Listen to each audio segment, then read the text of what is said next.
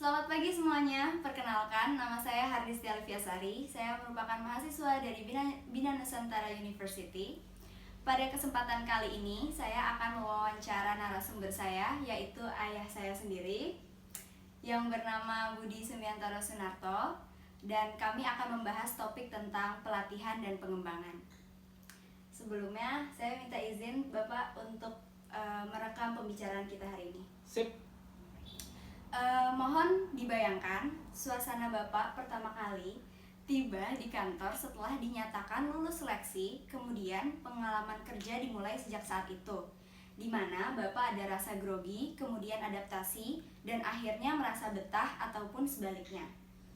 Saya akan menanyakan seputar pengalaman Bapak dari awal di kantor hingga program pelatihan dan pengembangan yang pernah dialami oleh Bapak, yang mungkin disponsori atau tidak disponsori oleh perusahaan, namun memiliki dampak untuk pekerjaan Bapak. Oke.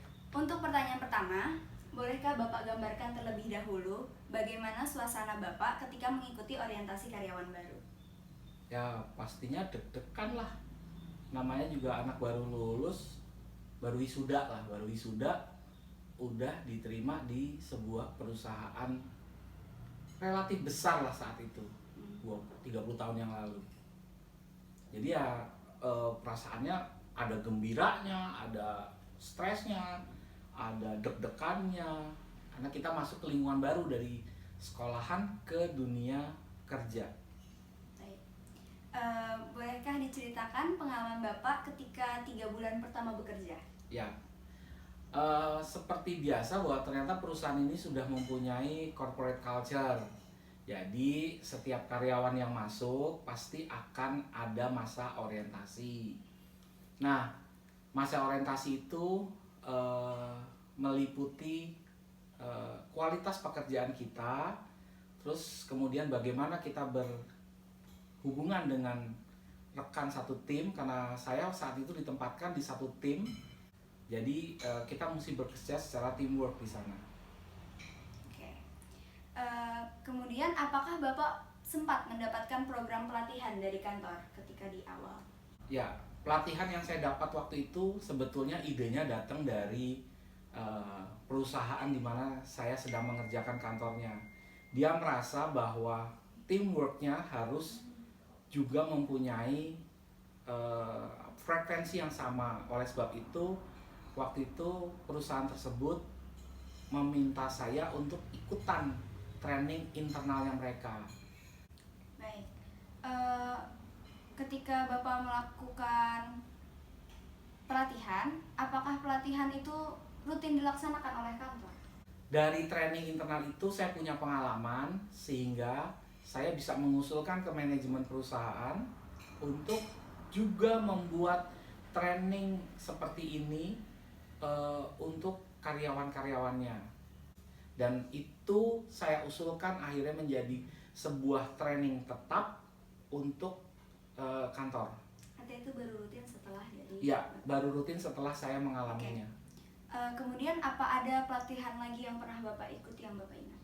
Ya, setelah itu karena itu tadi sifatnya lebih ke technical, saya berpikir bahwa orang dalam meng-upgrade dirinya itu harus ada yang non technical. Jadi saat itu saya banyak mengikuti seminar-seminar yang sifatnya motivasi.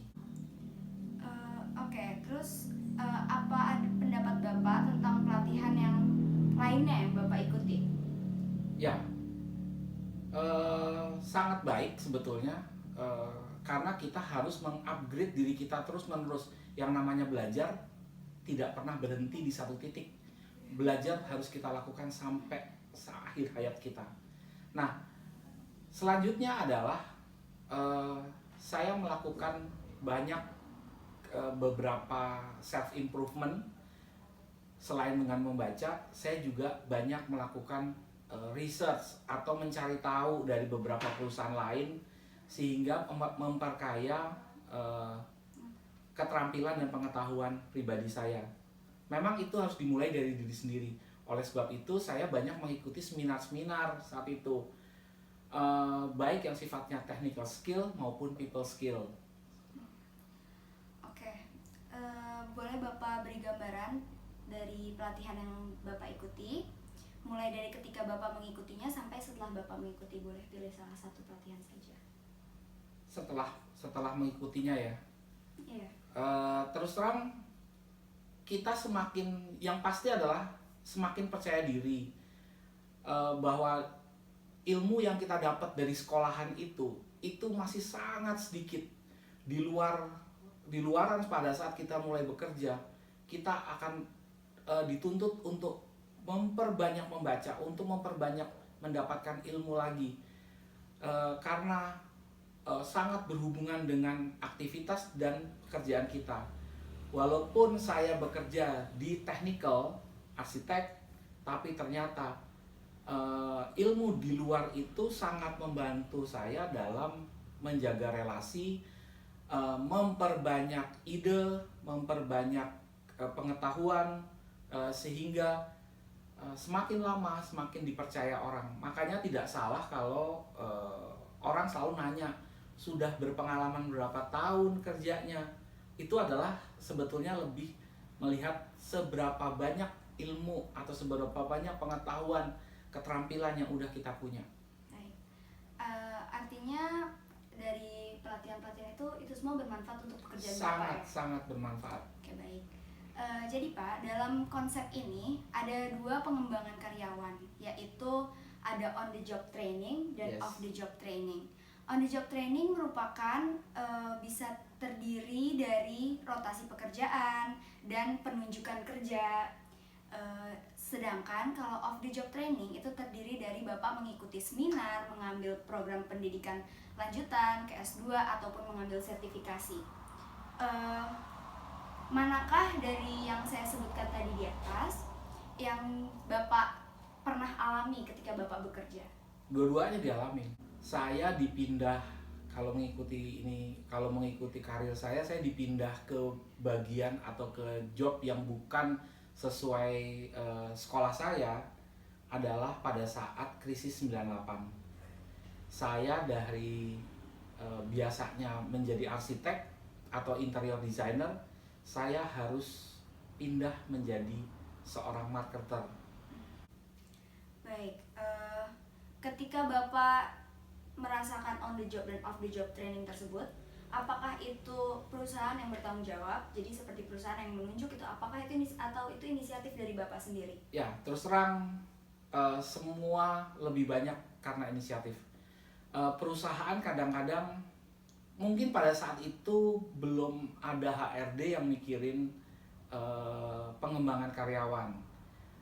Tapi saat itu kita dari manajemen perusahaan mencoba untuk apa yang kita alamin juga kita turunkan ke staff kita atau junior-junior kita, supaya mereka juga mengalami pengembangan pribadi, sehingga mereka bisa lebih percaya diri, pekerjaannya lebih bagus, sehingga hasilnya produk yang kita jual atau jasa yang kita jual itu lebih baik. Jadi lebih ke arah peningkatan pelayanan dan kualitas pekerjaan sih sebetulnya. Dan terus terang itu harus dimulai dari diri sendiri. Kita bisa membuat sistem yang kita usulkan ke perusahaan, tapi tetap startnya dari diri sendiri. Baik, setelah Bapak merasakan on the job training, off the job training tersebut, apakah menurut Bapak ada manfaatnya untuk Bapak melakukan pekerjaan-pekerjaan Bapak, seperti ketika Bapak merasakan rotasi pekerjaan dan lainnya? Sangat. Minimal kita percaya diri. Waktu kita dipindah ke pekerjaan yang bukan yang kita tidak kuasain, biasanya ada rasa minder, tidak percaya diri dan lain sebagainya. Tapi dengan kita punya motivasi, kita bisa mengembangkan semangat kita, motivasi kita. Kita juga tahu kapabilitas kemampuan kita dengan kita baca buku, belajar, ikut training dan sebagainya. Kita akan lebih percaya diri waktu kita menjalankan penugasan baru kita. Oleh sebab itu, menurut saya sangat penting buat kita untuk harus selalu belajar. Bisa dari perusahaan, bisa juga dari diri sendiri. Tapi yang paling penting adalah tetap harus dari diri sendiri. Oke, baik. Sekarang kita sudah hampir sampai pada akhir sesi wawancara, Pak. Dari semua yang sudah Bapak rasakan dan pelatihan-pelatihan yang diberikan oleh karyawan, oleh perusahaan untuk karyawan, bolehkah Bapak gambarkan bagaimana sih dampak itu semua kepada perusahaan? Dampaknya luar biasa. Alhamdulillah bisa membawa perusahaan saya itu akhirnya berjaya sampai tahun 2002. Pada saat itu kita menjadi salah satu leader dari sebuah perusahaan konsultan arsitek di Indonesia, bahkan di Asia Tenggara. Baik, kita sudah sampai di akhir dari wawancara ini, Pak. Terima kasih sudah mau berbagi pengalaman Bapak kepada kita semua. Sama-sama. Saya rasa cukup. Makasih.